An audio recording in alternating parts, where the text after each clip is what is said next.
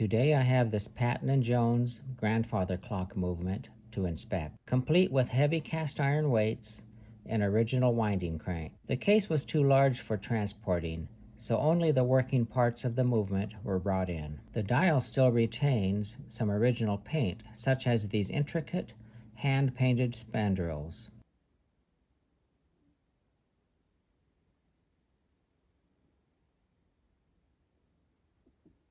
Edges have several chips in them.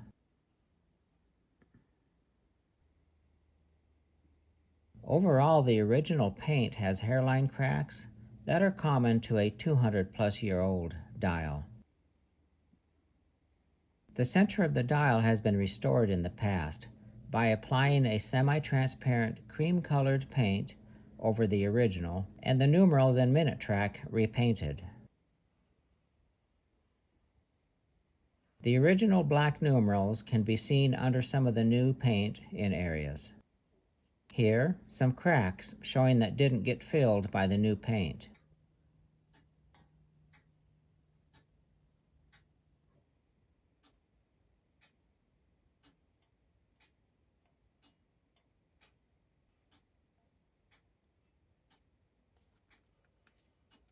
Only the main dial appears to have been repainted, followed up with a layer of protective clear coat of some type that was opaque or has yellowed since applied. Decorative globes of the moon phase dial appear to be original. Here you can see where the original cracked finish has been painted over, filling in the cracks. A transition line where the original and repainted surfaces blend together.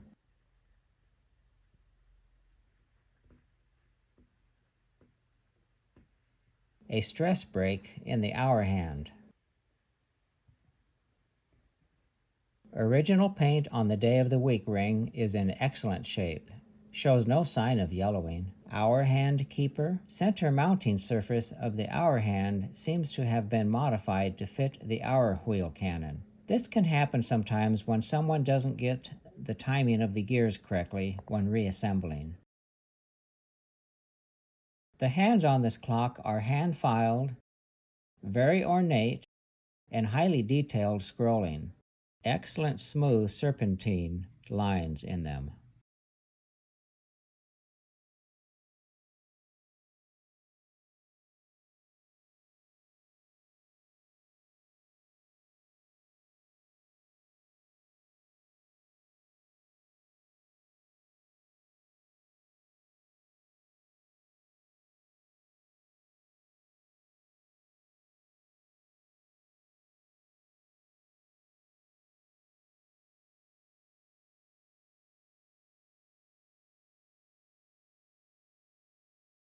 Center mount of the hour hand appears to have some recent modifications done to it. Recent tool marks left from my file show up as shiny new metal.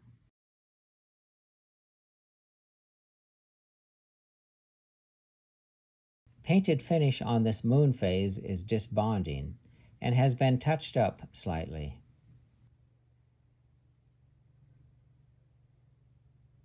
The ship is intricately painted and is a fine example of a micro-miniature work of art by itself. The moon phase ring doesn't have the same matching crackled finish as the main part of the dial. These yellow streaks on the moon dial are brush marks left behind from varnish that was applied as a protective finish for the paint. A repair to the ship from the past.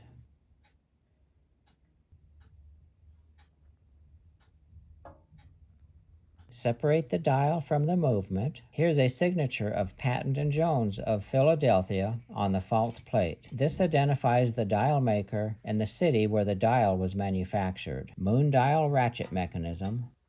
Day-date dial. Missing 3 dial mounting pins here. Patton and Jones was a watchmakers and horology material wholesaler company between 1798 and 1814 in Philadelphia and Baltimore. They were known to be importers of watch and clock movements from England. Missing the mounting pin for the moon dial. Quite rusty and rough. Looking at the movement, a lot of dust and grit has accumulated on the upper surface of the bell. Rust-colored particles here and there.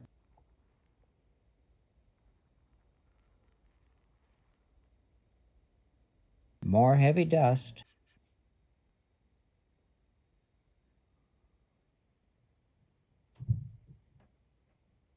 Time for the vacuum cleaner before I move further.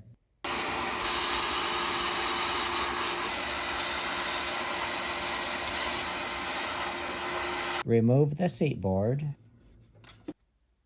Gathering pallet for the rack is functional. It's a loosely fitting, crude replacement. Bell is sitting cattywampus. Mounting bracket is bent. The bottom of the bell should be parallel to the top of the movement plates. Maybe the movement was dropped on its top at one time in the past. This cutout on the mount for the suspension spring should be centered to the cutout on the crutch fork. An imaginary line between the two should be parallel to the back plate. The crutch fork slot is mislocated, too close to the back plate. Taking a measurement of the suspension spring cutout and transferring it to the clutch fork slot, it can be seen visually just how much the crutch fork needs to be corrected. The crutch needs to be adjusted about a half an inch away from the back plate to be corrected. Screws on this bridge are mismatched. One is a round head and the other is flat-headed. This screw has seen better days. I'll inspect the pivots on the time side first, then move to the strike side. Signs of rust on the main wheel arbor here. Rust on the center wheel pivot. No movement on the third wheel. Might be because the oil has hardened around the pivot. Fourth wheel has some movement.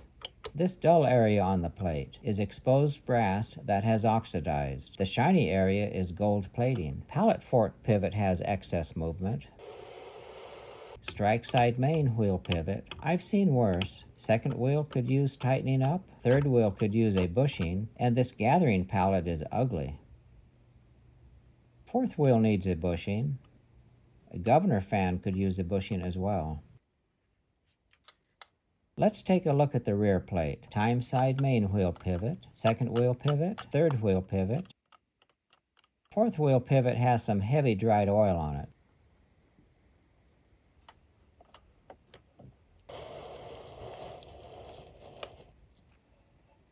Pallet fork pivot is loose. Strike side main wheel pivot, second wheel, third wheel, fourth wheel, governor fan pivot.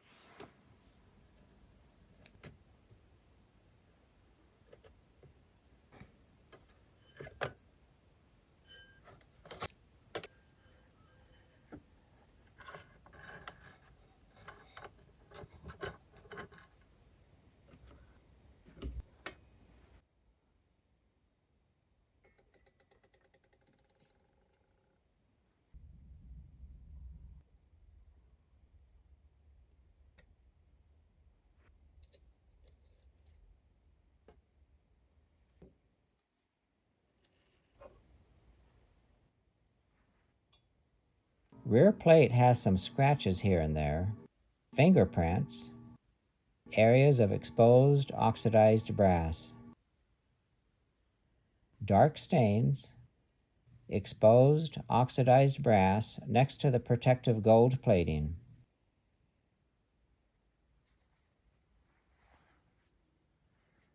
Inside of plate shows some butchery, punch marks around this bushing, deep scratches through the gold plating from when the bushing was installed. This bushing as well has punch marks around it. This pit here is common to cast brass. These scratches are from the pivot being mislocated during a previous assembly of the movement.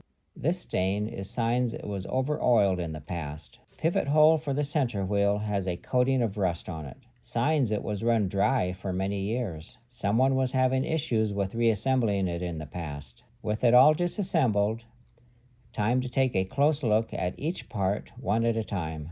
Bearing surfaces look okay here. The seam where the barrel drum was formed from a flat piece of cast brass material. More signs this is made from cast brass. Frayed weight cable.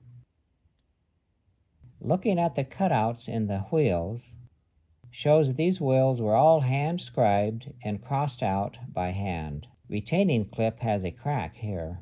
It's missing the retaining pin. The hole for the retaining pin, ratchet and click fit really nice. Center wheel is missing some of its gold plating. This is why it's not a good idea to use abrasives or sandpaper on these brass wheels. Abrasives end up removing the protective gold plating, and dull colored oxidation on the brass sets in. This pivot will need to be surfaced and polished. Bearing surface is heavily scored. This square is for the pressure washer to the cannon pinion gear. It acts as a clutch against the cannon pinion gear. Awfully worn out. No wonder the clock stopped working. A lot of dry rust inside this pivot hole creates a lot of friction. Take a closer look at what needs to be done here. Bearing surface will need to be recut without cutting too deep into the four corners of this square. Otherwise, the pressure washer will lose its locking seat.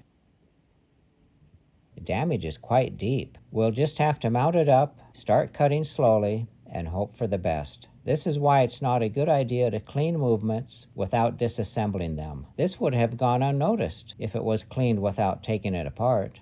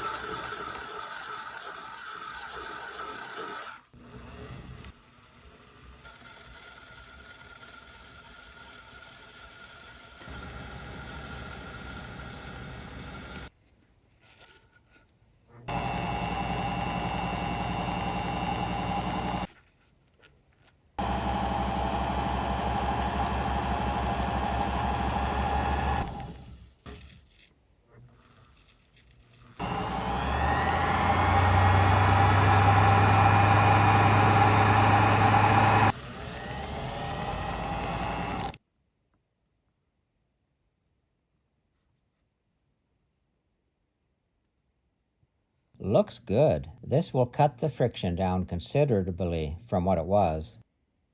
Now this pivot. Looks like it ran dry or got some dirt in it at one time or the other.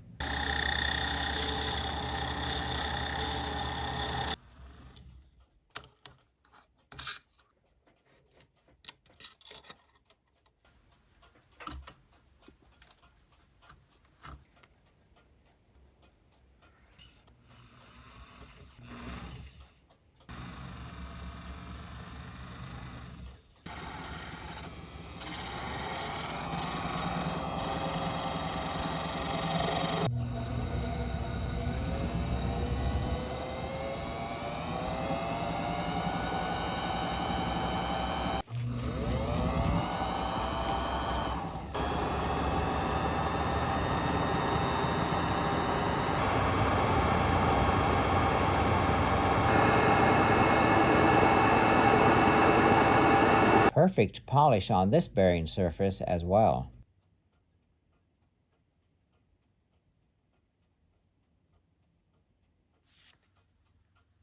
Now to tackle this anchor pallet assembly. Some cracks in the anchor, stress cracks. that have been here since it was new.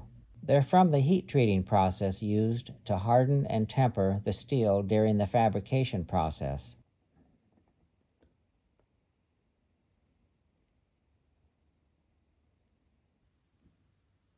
This pivot is blackened along with the crutch wire and crutch wire mount on this end of the arbor. Crutch wire has been crudely welded here. The whole end of the anchor assembly has been overheated and discolored. Tool marks left from a rough file here. This pivot is blackened from the heat created while welding the crutch wire. We'll see how it fits up.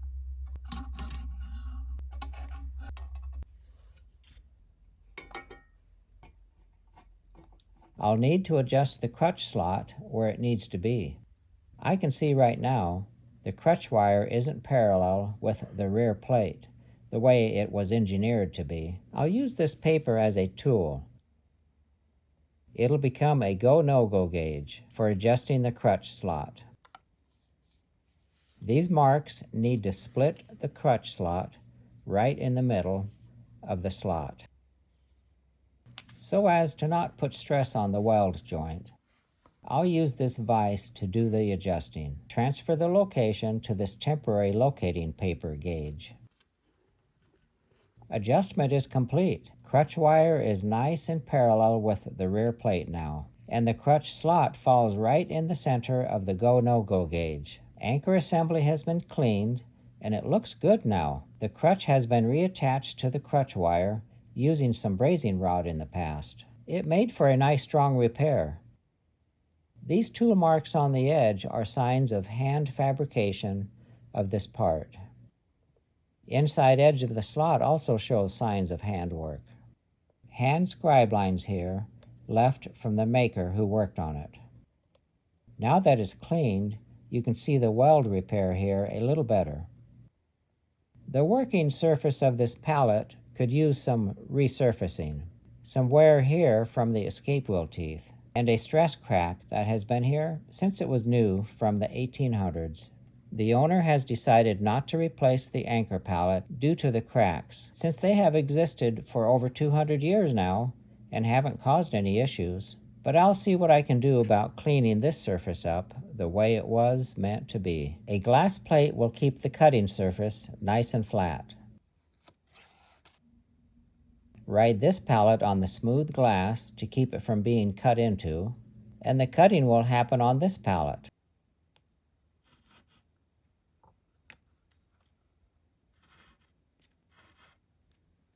Take a look to see how even the cut is. It's looking good. Let's take a closer look at that crack.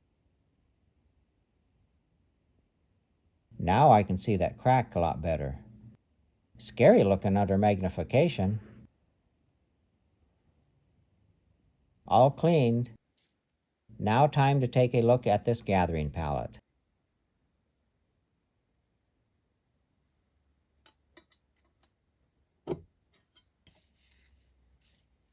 Shaft is slightly bent. The risk of breaking it is high when straightening a square shaft, so best to leave it as is. Someone in the past made this makeshift brass one and shaved part of the square arbor down into it to keep it from falling off. They deformed and defaced the square in the process, as you can see here. Sign of a butcher.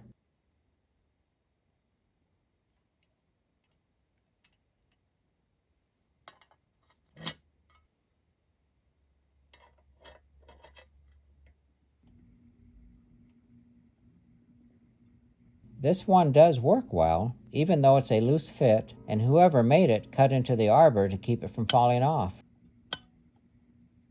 I'll use this one to get some rough measurements for the new one.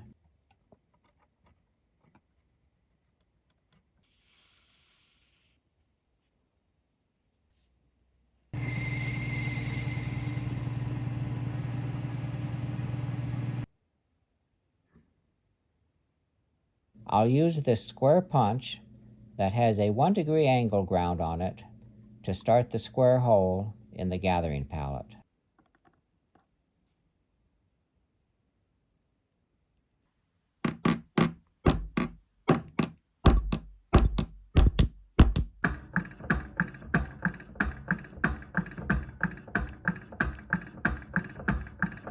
I finished the square hole up using this mild steel plunging broach. It's hand cut to match the approximate 1 degree taper on the arbor of the clock. It broaches a perfect square hole using the striations on the broach along with diamond paste. The taper is very similar to the self-holding Morris taper invented in 1864. Fits the square on the arbor perfectly. The taper will hold it on snugly with just a little pressure. It bottoms out on the square of the arbor in the right location. It'll need to have material removed so the rack will clear it.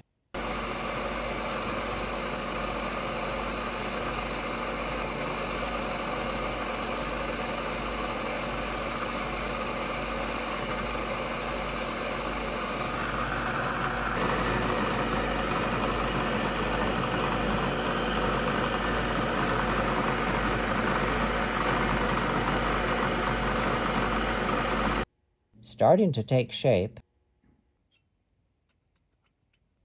Perfect clearance here. The foot will need to be hand-shaped to fit the rack teeth.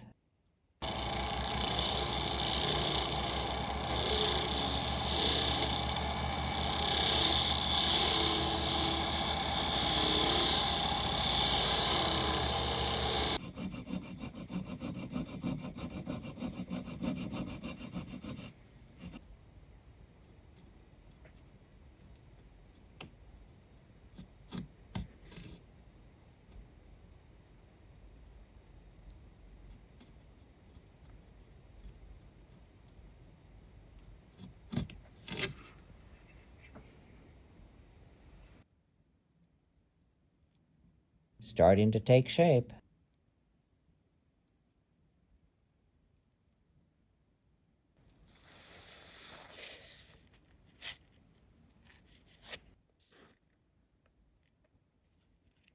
Much more respectable looking than this one.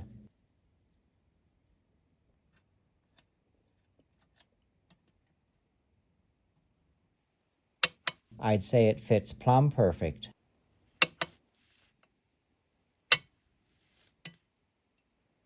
Time to assemble.